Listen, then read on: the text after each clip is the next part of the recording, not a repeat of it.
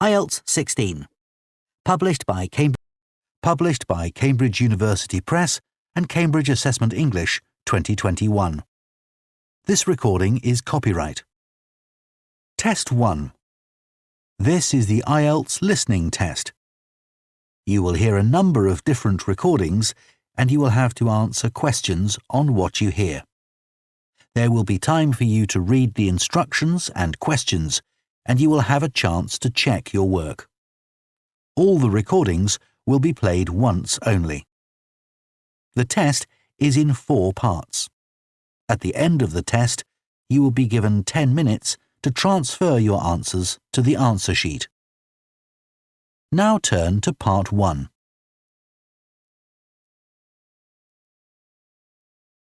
Part 1. You will hear a man phoning to find out about some children's engineering workshops. First, you have some time to look at questions 1 to 3.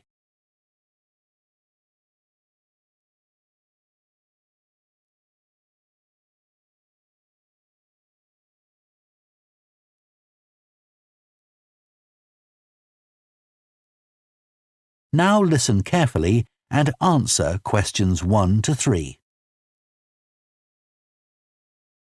Hello, Children's Engineering Workshops. Oh, hello. I wanted some information about the workshops in the school holidays. Sure. I have 2 daughters who are interested. The younger one's Lydia. She's 4. Do you take children as young as that? Yes, our tiny engineers workshop is for 4 to 5-year-olds. What sorts of activities do they do? All sorts. For example, they work together to design a special cover that goes round an egg, so that when it's inside, they can drop it from a height and it doesn't break. Well, sometimes it does break, but that's part of the fun. Right. And Lydia loves building things. Is there any opportunity for her to do that? Well, they have a competition to see who can make the highest tower. You'd be amazed how high they can go. Right. But they're learning all the time as well as having fun. For example, one thing they do is to design and build a car that's attached to a balloon, and the force of the air in that actually powers the car and makes it move along. They go really fast too. Okay, well, all this sounds perfect. Before you hear the rest of the conversation, you have some time to look at questions 4 to 10.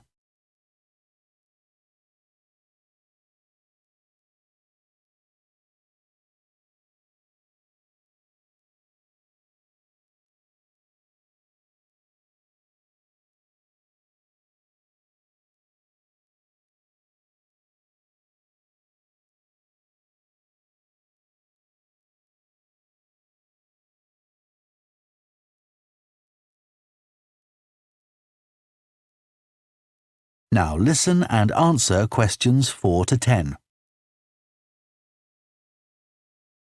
Now, Carly, that's my older daughter, has just had her 7th birthday. So presumably she'd be in a different group. Yes, she'd be in the junior engineers. That's for children from 6 to 8. And do they do the same sorts of activities? Some are the same, but a bit more advanced. So they work out how to build model vehicles, things like cars and trucks, but also how to construct animals using the same sorts of material and technique. And then they learn how they can program them and make them move. So they learn a bit of coding. They do. They pick it up really quickly. We're there to help if they need it, but they learn from one another too. Right. And do they have competitions too? Yes. With the junior engineers, it's to use recycled materials like card and wood to build a bridge. And the longest one gets a prize. That sounds fun. I wouldn't mind doing that myself. Then they have something a bit different, which is to think up an idea for a 5-minute movie and then film it using special animation software. You'd be amazed what they come up with. And of course, that's something they can put on their phone and take home to show all their friends. Exactly. And then they also build a robot in the shape of a human, and they decorate it and program it so that it can move its arms and legs. Perfect. So, is it the same price as the tiny engineers?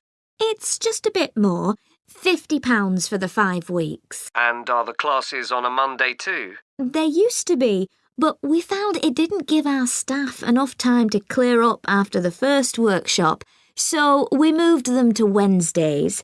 The classes are held in the morning from 10 to 11. OK. That's better for me, actually. And what about the location? Where exactly are the workshops held? They're in Building 10A. There's a big sign on the door. You can't miss it. And that's in Fradston Industrial Estate. Sorry? Fradston. That's F-R-A-D-S-T-O-N-E.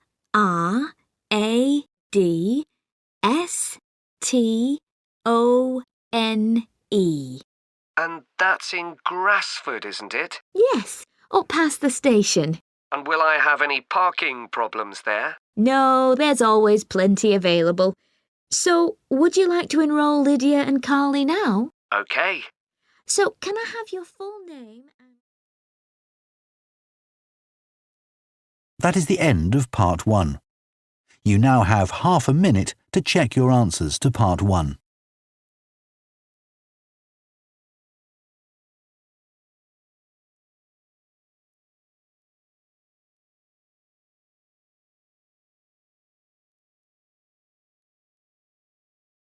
Part 2.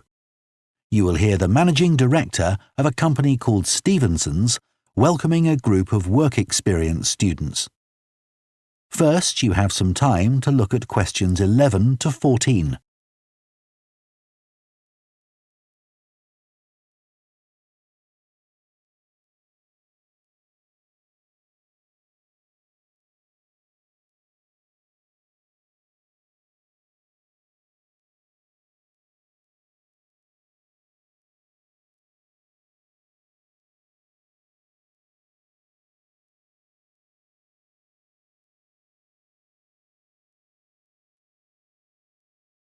Now listen carefully and answer questions 11 to 14. Good morning everyone and welcome to Stevenson's, one of the country's major manufacturers of metal goods. Thank you for choosing us for your 2 weeks of work experience.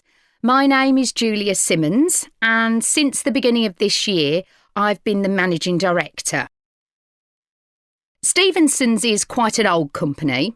Like me, the founder, Ronald Stevenson, went into the steel industry when he left school. That was in 1923.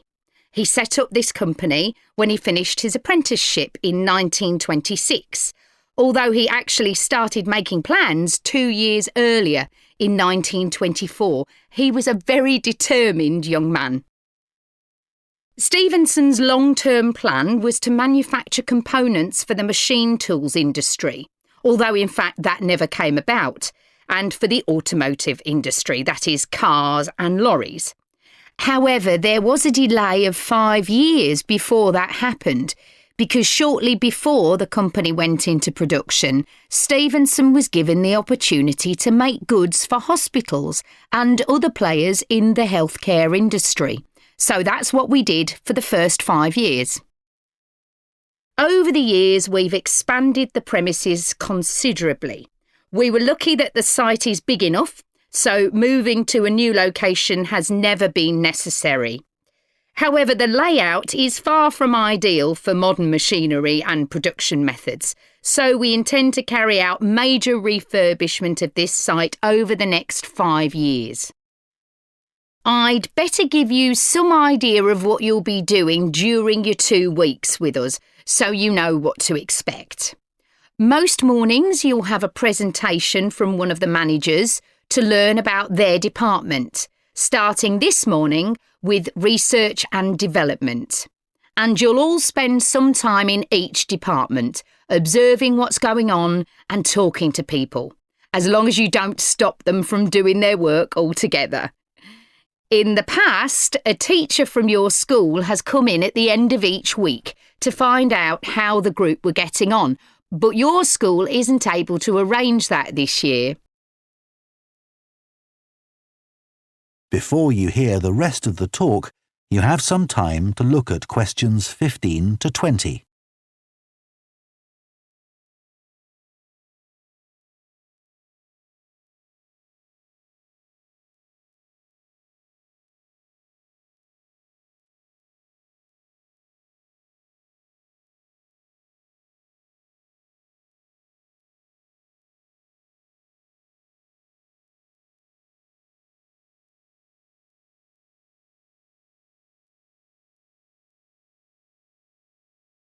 Now listen and answer questions 15 to 20. OK, now I'll briefly help you to orientate yourselves around the site. As you can see, we're in the reception area, which we try to make attractive and welcoming to visitors. There's a corridor running left from here, and if you go along that, the door facing you at the end is the entrance to the coffee room. This looks out onto the main road on one side and some trees on the other, and that'll be where you meet each morning. The factory is the very big room on the far side of the site. Next to it is the warehouse, which can be accessed by lorries going up the road to the turning area at the end. You can get to the warehouse by crossing to the far side of the courtyard, and then the door is on your right. Somewhere you'll be keen to find is the staff canteen. This is right next to reception. I can confidently say that the food's very good, but the view isn't. The windows on one side look onto a corridor and courtyard, which aren't very attractive at all, and on the other onto the access road, which isn't much better. You'll be using the meeting room quite often, and you'll find it by walking along the corridor to the left of the courtyard and continuing along it to the end. The meeting room is the last one on the right, and I'm afraid there's no natural daylight in the room. Then you'll need to know where some of the offices are. The Human Resources Department is at the front of this building, so you head to the left along the corridor from reception, and it's the second room you come to. It looks out onto the main road. And finally, the boardroom, where you'll be meeting sometimes. That has quite a pleasant view, as it looks out onto the trees. Go along the corridor past the courtyard, right to the end. The boardroom is on the left, next to the factory. OK, now, are there any questions before we move?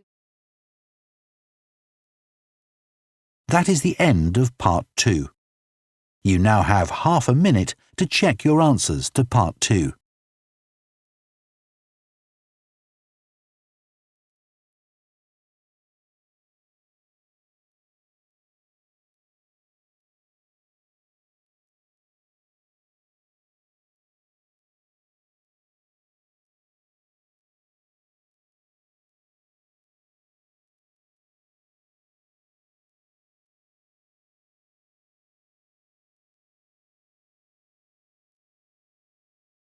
Part 3. You will hear two students called Jess and Tom discussing their art projects. First, you have some time to look at questions 21 to 24.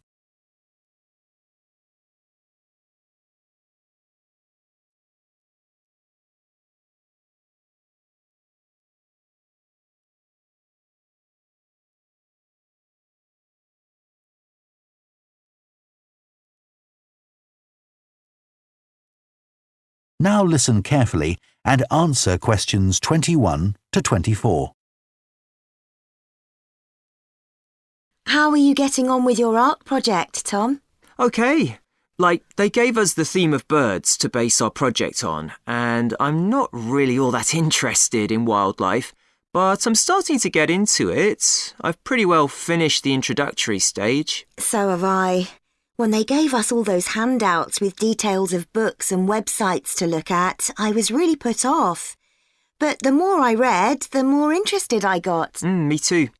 I found I could research so many different aspects of birds in art: colour, movement, texture. So I was looking forward to the bird park visit. What a letdown. It poured with rain and we hardly saw a single bird.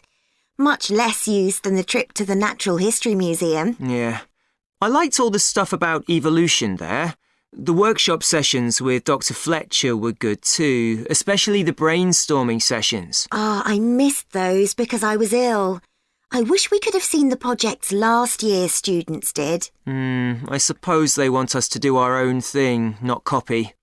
Have you drafted your proposal yet? Yes, but I haven't handed it in. I need to amend some parts. I've realised the notes from my research are almost all just descriptions. I haven't actually evaluated anything, so I'll have to fix that. Oh, I didn't know we had to do that. I'll have to look at that too. Did you do a timeline for the project? Yes, and a mind map. Yeah, so did I. I quite enjoyed that. But it was hard having to explain the basis for my decisions in my action plan. What? You know, give a rationale. I didn't realise we had to do that. OK, I can add it now. And I've done the video diary presentation and worked out what I want my outcome to be in the project. Someone told me it's best not to be too precise about your actual outcome at this stage, so you have more scope to explore your ideas later on. So I'm going to go back to my proposal to make it a bit more vague. Really? OK, I'll change that too then. Before you hear the rest of the discussion, you have some time to look at questions 25 to 30.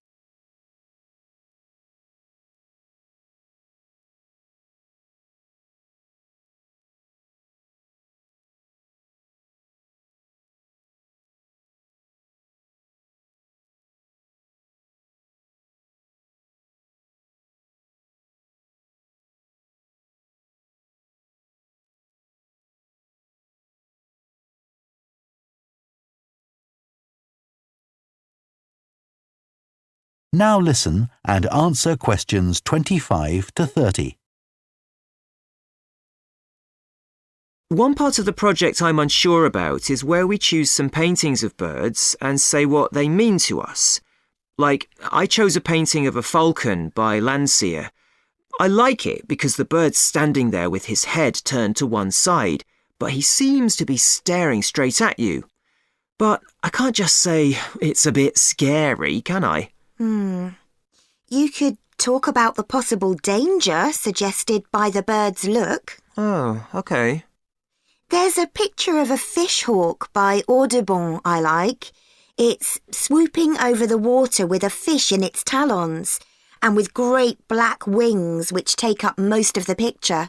So you could discuss it in relation to predators and food chains?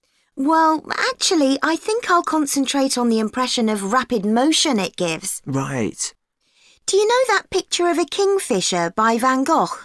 It's perching on a reed growing near a stream. Yes, it's got these beautiful blue and red and black shades. I've actually chosen it because I saw a real kingfisher once when I was little. I was out walking with my grandfather and I've never forgotten it. Oh, so we can use a personal link? Sure. OK. There's a portrait called William Wells. I can't remember the artist, but it's a middle-aged man who's just shot a bird. And his expression and the way he's holding the bird in his hand suggests he's not sure about what he's done. To me, it's about how ambiguous people are in the way they exploit the natural world. Interesting. There's Gauguin's picture via a Matty. He did it in Tahiti. It's a woman with a white bird behind her that is eating a lizard. And what I'm interested in is what idea this bird refers to. Apparently, it's a reference to the never-ending cycle of existence. Wow. I chose a portrait of a little boy, Giovanni de' Medici. He's holding a tiny bird in one fist. I like the way he's holding it carefully so he doesn't hurt it. Oh, right. That is the end of part 3. You now have half a minute to check your answers to Part 3.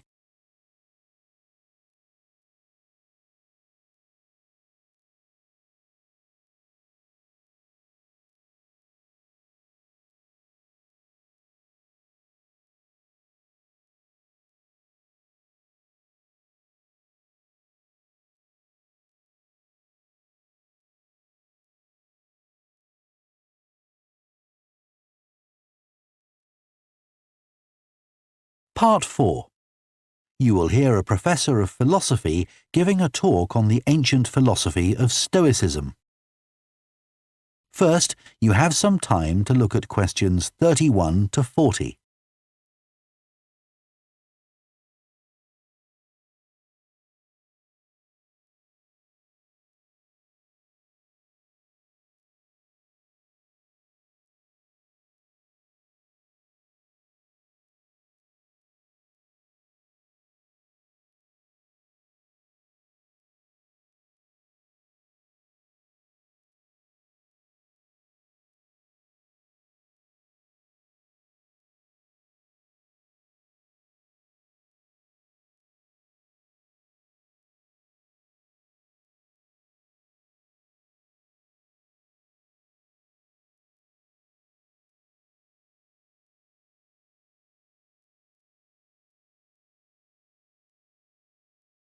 Now listen carefully and answer questions 31 to 40.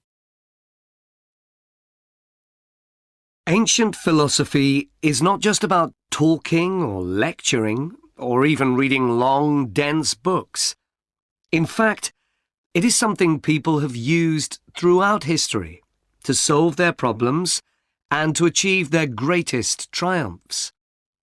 Specifically, I am referring to Stoicism, which in my opinion is the most practical of all philosophies and therefore the most appealing. Stoicism was founded in ancient Greece by Zeno of Citium in the early 3rd century BC, but was practiced by the likes of Epictetus, Cato, Seneca, and Marcus Aurelius. Amazingly, we still have access to these ideas, despite the fact that the most famous Stoics never wrote anything down for publication. Cato definitely didn't. Marcus Aurelius never intended his meditations to be anything but personal. Seneca's letters were, well, letters, and Epictetus's thoughts come to us by way of a note-taking student. Stoic principles were based on the idea that its followers could have an unshakable happiness in this life, and the key to achieving this was virtue. The road to virtue, in turn, lay in understanding that destructive emotions like anger and jealousy are under our conscious control. They don't have to control us, because we can learn to control them. In the words of Epictetus, external events I cannot control, but the choices I make with regard to them I do control. The modern-day philosopher and writer Nassim Nicholas Taleb defines a Stoic as someone who has a different perspective on experiences which most of us would see as wholly negative. A Stoic transforms fear into caution, pain into transformation, mistakes into initiation, and desire into undertaking. Using this definition as a model, we can see that throughout the centuries, Stoicism has been practiced in more recent history by kings, presidents, artists, writers, and entrepreneurs.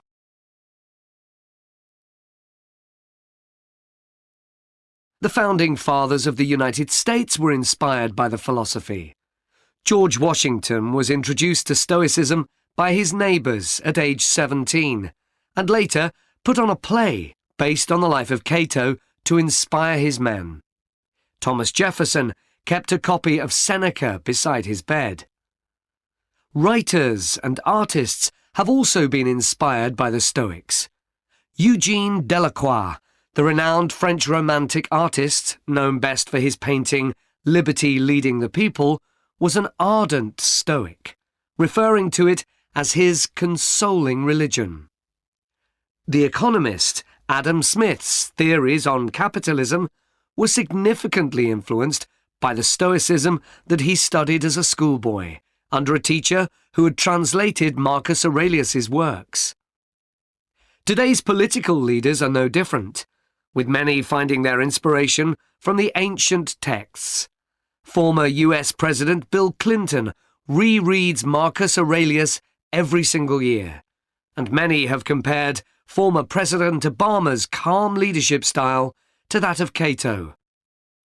Wen Jiabao, the former Prime Minister of China, claims that Meditations is one of 2 books he travels with, and that he has read it more than 100 times over the course of his life. Stoicism had a profound influence on Albert Ellis, who invented cognitive behavior therapy, which is used to help people manage their problems by changing the way that they think and behave. It's most commonly used to treat depression. The idea is that we can take control of our lives by challenging the irrational beliefs that create our faulty thinking, symptoms, and behaviours by using logic instead. Stoicism has also become popular in the world of business. Stoic principles can build the resilience and state of mind required to overcome setbacks, because Stoics teach turning obstacles into opportunity, a lesson every business entrepreneur needs to learn. I would argue that studying Stoicism is as relevant today as it was 2,000 years ago, thanks to its brilliant insights into how to lead a good life. At the very root of the thinking, there is a very simple way of living. Control what you can and accept what you can't. This is not as easy as it sounds and will require considerable practice. It can take a lifetime to master. The Stoics also believed the most important foundation for a good and happy life is not money, fame, power, or pleasure, but having a disciplined and principled character, something which seems to resonate with many people today. That is the end of Part 4. You now have 1 minute to check your answers to Part 4.